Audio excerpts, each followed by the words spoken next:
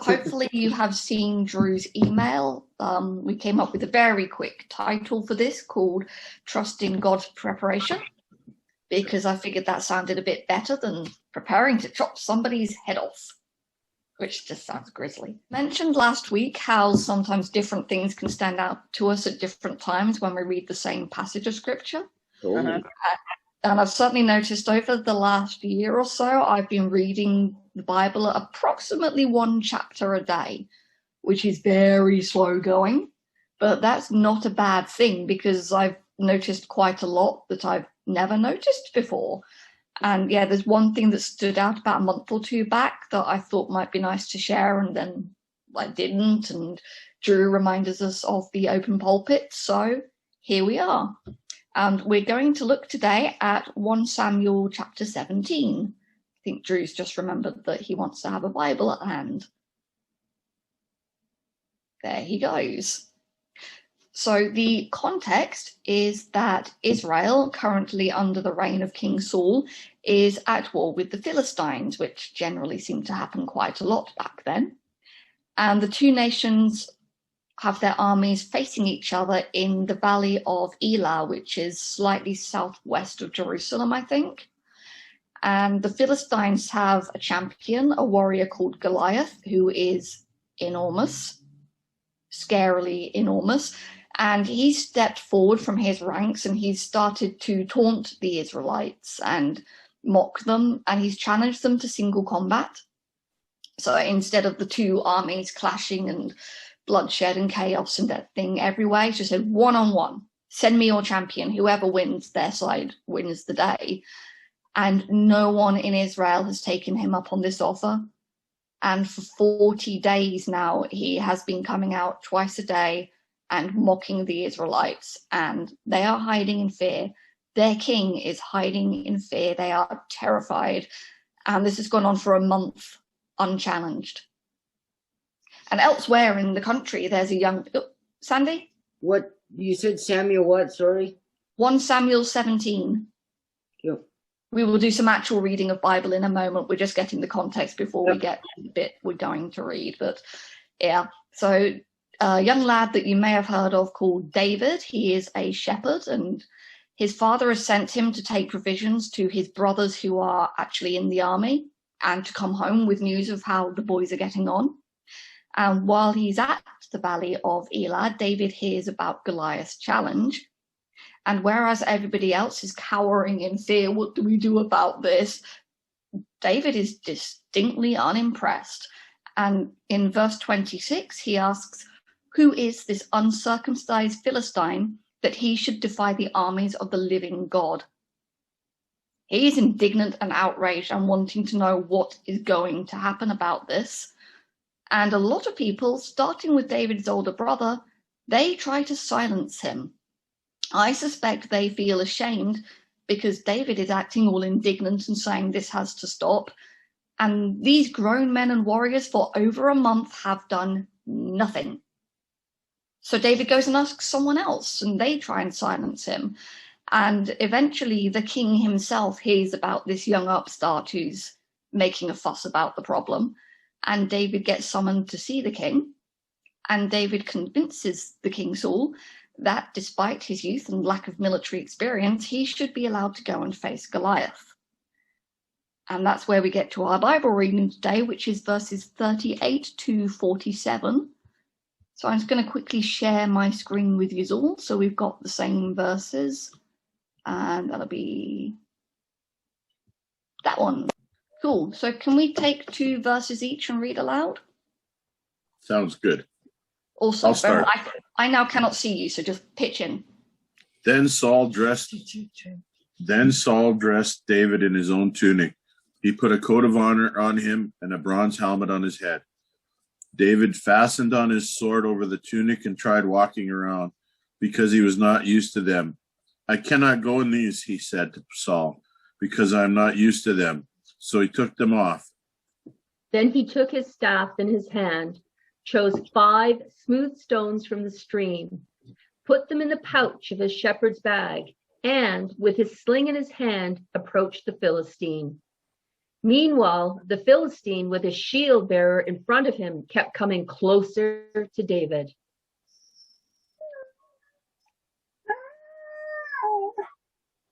He looked David over and saw that he was little more than a boy, glowing with health and handsome, and he despised him. He said to David, "Am I a dog that you come at me with sticks?" And the Philistine cursed David by his gods. "Come here," he said, "and I'll give your flesh to the birds and the wild animals." David said to the Philistine, "You come against me with sword and spear and javelin, but I come against you in the name of the Lord Almighty, the God of the armies of Israel, whom you have defied. This day the Lord will deliver you into my hands, and I'll strike you down and cut off your head. This very day I will give the carcasses of the Philistine army to the birds and the wild animals, and the whole world will know that there is a God in Israel. All those gathered here will know that it is not by sword or spear that the Lord saves, for the battle is the Lord's, and he will give all of you into our hands." Cool. So yeah, the story of the battle itself, how David goes on to kill Goliath, I think that is generally fairly well known. But previously, I had never really paid much attention to the preparation that went into the famous battle. Yeah. And a few things that stood out for me from that scene. So first of all, David did try on Saul's armor, and it didn't fit. And we should not be surprised by that. When Saul is introduced to us in chapter 9, we're told that he stood head and shoulders above everybody else. He's a big, well-built man. David, on the other hand, although we don't get that many actual descriptions like that, he's generally described as ruddy and handsome. It certainly doesn't suggest a big, bulky, beefy, imposing physical presence. And if Saul's armor is well made for Saul, there is no way in the world it's going to be appropriate for David. So David tried it on but rejected it. If it were me, I think I would have then gone, would it be okay to go to the camp's armory and see what other armor you've got available? Because he's huge and he's got this great big spiky spear and I don't want to die. So I'd have gone to the armory and found out what else fitted so that I would have some physical protection. But David doesn't do that. David knows that he is not a warrior. He's a shepherd. He's not accustomed to any armor at all. So he decides to, instead of pretending or trying to be someone that he's not, he just walks out in his own identity. And his confidence is not in armor, it's in God. And if God is enough to protect him, then that is enough. And he says out loud to his opponent, "I come against you in the name of the Lord Almighty." And what I take from that is that we should be true to our own selves, which does not mean not trying to be a good or better version of ourselves. It doesn't mean we can just kick back and do nothing for the rest of our lives. David had very intensive experience of being a shepherd. So when he was applying for the role of Israel's representative, he listed an impressive set of experience and achievements, fighting off lions and bears and defending the flock. David had worked hard to be the David he was when he presented himself on the battlefield.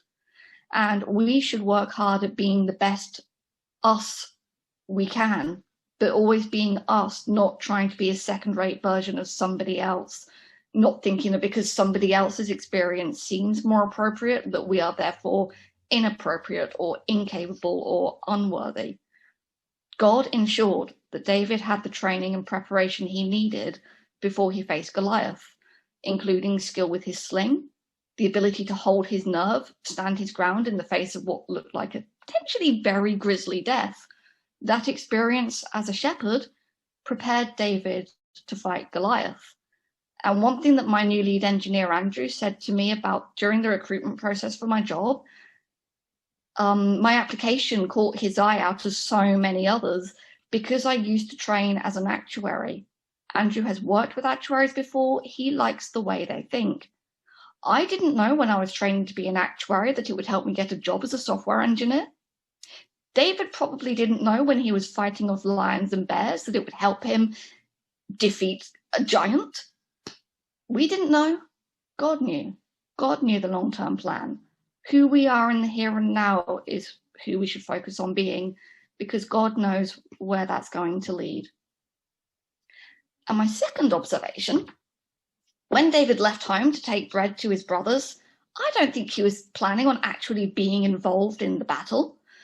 Taking the sling is probably a sensible precaution just for the journey between here and there. Who knows what could happen?